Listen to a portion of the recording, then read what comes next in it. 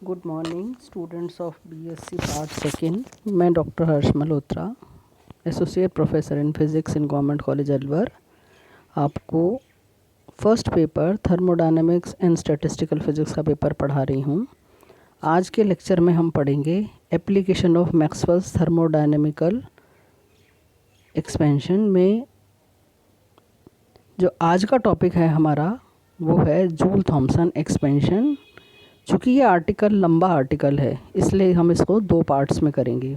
आज जो हम पढ़ने जा रहे हैं वो है इसका part 1, applications of Maxwell's thermodynamical relations में हम इससे पहले जो प्रीवियस आर्टिकल था उसमें हम पढ़ चुके थे एडियाबैटिक एंड आइसोथर्मल कोफिशिएंट्स की इलास्टिसिटीज़ की रेशो हमने कैलकुलेट करी थी। उससे पहले हमने करा था क्लॉसियस-क्लैपेरॉन इक्वेशन। ये दो आर्टिकल हम पहले कर चुके हैं। आज तीसरा एप्लीकेशन हम लोग पढ़ने जा रहे हैं, वो है joule Thompson expansion. Joule Thompson expansion जो है इस आर्टिकल को हम डिटेल में पढ़ेंगे नेक्स्ट यूनिट में। लो टेम्परेचर वाली जो यूनिट है उसके अंदर हम इसको डिटेल में पढ़ेंगे। यहाँ केवल हमको जूल थॉम्सन कोफिशिएंट कैलकुलेट करना है with the help of Maxwell's thermodynamical relations. लेकिन इसको कैलकुलेट करने से पहले मैं थोड़ा सा ब्रीफ में आपको बता दूं कि जूल थॉम्सन एक्सपेंशन क्या है। When a gas undergoes a constant pressure is made to pass through a porous plug to a region of lower constant pressure, it suffers a change in temperature. This is called as Joule-Thomson effect या Joule-Thomson expansion. During this process, enthalpy H of the gas remains constant. अर्थात जो joule Thompson scientist का नाम है, उनके द्वारा एक experiment किया गया गैस का ताप को कम करने के लिए, लो टेम्परेचर प्रोड्यूस करने के लिए। और उसके अंदर जो टेक्निक ली गई वो क्या थी, गैस का उच्च दाब से निम्न दाब की ओर प्रसारण किया जाता है, प्रसार किया जाता है।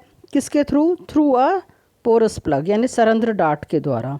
एक गैस है, उसका दाब उच्च है, उसको निम्न दाब के प्रभाग में पोरस प्लग के द्वारा प्रसार किया जाता है। इस प्रकार से गैस के ताप में परिवर्तन आ जाता है, यानी गैस का टेम्परेचर कम हो जाता है। इसको हम डिटेल में पढ़ेंगे नेक्स्ट यूनिट के अंदर। यहाँ फ़िलहाल आप इतना समझ लीजिए कि जूल थॉम्सन एक्सपेंशन में जब टेम्परेचर कम होता है तो वहाँ एंथैल्पी नियत रहती है। ये भी हम वहाँ पर प्रूव करेंगे। यहाँ हम केवल एज्यूम कर लेते हैं कि एंथैल्पी नियत रहती है। अब एंथैल्पी क्या होती है ये हम प्रीवियस लेक्चर्स के अंदर आपको बता चुके हैं। The H is equal to होती है U प्लस PV। H क्या है यहाँ पर, एंथैल्पी है, U है internal energy, P pressure and V volume. ये है आपकी एंथैल्पी। अब एंथैल्पी नियत रहती है इसका मतलब क्या, there is no change in enthalpy. तो हमने क्या किया, इसका टोटल डेरिवेटिव निकाला यानी चेंज इन एंथैल्पी निकाला। DH इज इक्वल टू बराबर हो गया DU plus PdV plus VdP। Because H remains constant so therefore DH is equal to 0। Right. तो यहाँ तक हो गया आपका कि जूल थॉम्सन एक्सपेंशन के अंदर हमें ये प्राप्त होता है कि एंथैल्पी नियत रहती है। यहाँ हम इसको प्रयोग कर रहे हैं कि एंथैल्पी नियत रहे। एंथैल्पी नियत है तो यानी H बराबर हो गया U प्लस PV कॉन्स्टेंट, और चेंज इन एंथैल्पी या जो टोटल डेरिवेटिव है DH which is also equal to 0। अब आ जाते हैं हम आगे, इससे आगे चलते हैं हम। अब क्या करना है, हम आपको थर्मोडायनेमिक्स के लॉज का इस्तेमाल करना है। थर्मोडायनेमिक्स के पहले नियम के अनुसार DU plus PdV is equal to क्या होता है, DQ होता है। और थर्मोडायनेमिक्स के दूसरे नियम से DQ बराबर क्या होता है, TdS हो सकता है। इसलिए DH बराबर क्या हो गया, DU प्लस PdV की जगह हमने रखा DQ plus VdP which is equal to 0। और थर्मोडायनेमिक्स सेकेंड नियम से हमने DQ की जगह रख दिया TdS। यानी मेरे पास जो इक्वेशन आ गई है वो आ गई है आपके पास TdS plus VdP is equal to 0। ये इक्वेशन आ गई है आपकी जो आपको प्राप्त हुई एंथैल्पी के चेंज इन एंथैल्पी से। Now as entropy is a function of pressure and temperature, and as we know ds यानी entropy, change in entropy is a perfect differential. चूँकि ये परफेक्ट डिफरेंशियल है, ये हम पहले भी बता चुके हैं। कहाँ बताया था आपको बच्चों? जब हमने मैक्सवेल्स रिलेशंस डिराइव किए थे। So because here this S entropy is function of P and T, so d S can be written as, यानी total derivative of entropy d S बराबर हो गया delta S upon delta T keeping constant P, यानी हमने पहले T के respect में differentiate किया और जो दूसरा वाला था उस पी उसको कांस्टेंट रख दिया है। इसी तरह से हम यदि पी के रिस्पेक्ट में डिफरेंशिएट कर रहे हैं तो टी को कांस्टेंट रख देते हैं। तो ये हम पहले भी बता चुके हैं आपको किस प्रकार से लिखा जाता है। सो डी एस बराबर हो गया delta S upon delta T keeping constant P D T plus delta S upon delta P keeping constant T D P. अब यहाँ से इक्वेशन नंबर 6 से डी एस का मान समीकरण नंबर 5 में रखने पर, सो इक्वेशन 5 आपकी बन जाती है T delta S upon delta T keeping constant P D T plus T into delta S upon delta P keeping constant T D P plus V D P आपका as it is हो गया is equal to 0। ये equation बन जाती है से equation number 7। अब यहाँ से आप एक चीज़ को यहाँ पर नोट करेंगे, ये जो आपका जो फर्स्ट पार्ट है इसके अंदर आ रहा है आपका T delta S. So T delta S यानी टी डी एस को हम लिख सकते हैं थर्मोडायनेमिक्स के सेकेंड नियम से डी क्यू, राइट। इसको मैं अलग से भी यहाँ पर दिखा रखा है। T delta S delta T keeping constant P is equal to क्या हो गया delta Q upon delta T keeping constant P, and this is what, ये हो गई हमारी specific heat at constant pressure, यानी विशिष्ट ऊष्मा स्थिर दाब पर। तो यहाँ पर हमने क्या किया, जो फर्स्ट पार्ट था यहाँ हमने इसको रिप्लेस किया, यानी ये रिप्लेस हमने करा किससे हो गया हमारा सी पी से। So that is equal to C P D T plus, अब ये जो लास्ट के जो दो पार्ट हैं आपके, ये जो दोनों भाग हैं इसमें से हमने डी को कॉमन लिया है। डी को कॉमन लेने के बाद अंदर मेरे पास बच गया v plus T delta S upon delta P keeping constant T, ठीक है। तो ये बन गई हमारी इक्वेशन नंबर 8।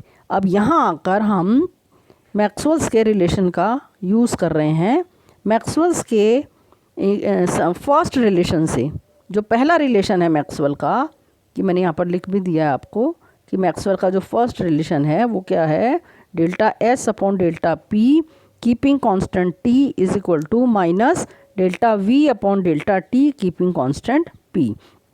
तो हम यहाँ क्या कर रहे हैं, इस रिलेशन का यूज़ करके हम यहाँ से इसको यहाँ से रिप्लेस कर रहे हैं।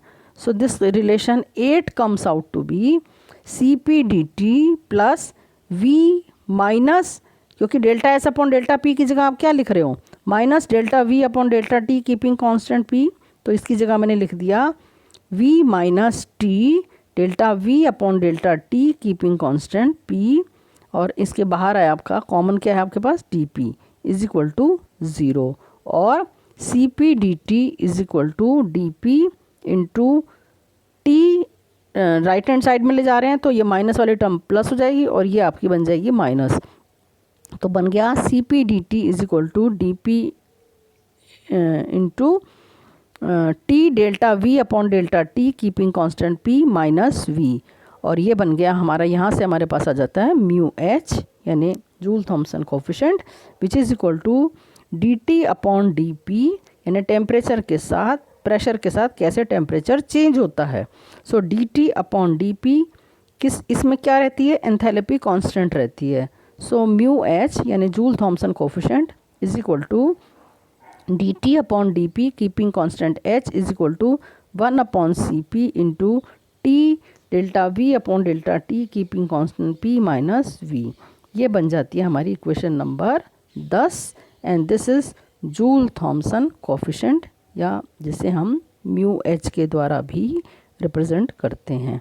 अब आ जाता है हमें इसको कैलकुलेट करना है for perfect gas and wonder wall gas. तो हम आज के इस आर्टिकल में हम केवल परफेक्ट गैस को निकाल लेंगे, और वंडर वॉल गैस वाला जो आर्टिकल है उसको हम नेक्स्ट लेक्चर में कवर करेंगे, क्योंकि वो थोड़ा सा लंबा लेक्चर है।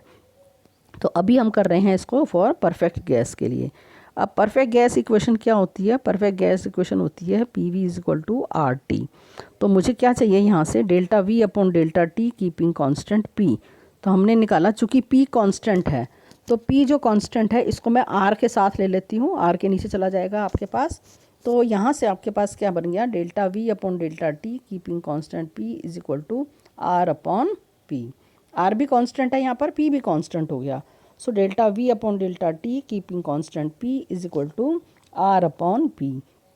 अब यहाँ से हमने क्या करा है, हमें इसकी वैल्यू कैलकुलेट करनी है यहाँ पर। तो हमने क्या करा, यहीं पर ही हम T से मल्टीप्लाई कर देते हैं।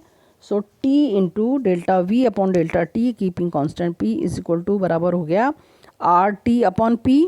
अब गैस इक्वेशन से हम लिख सकते हैं RT को हम अगेन PV लिख सकते हैं। सो PV अपॉन P से P आपका कैंसिल होगा और आपके पास क्या आ गया? रिजल्ट क्या आ गया? आपके पास V आ गया है।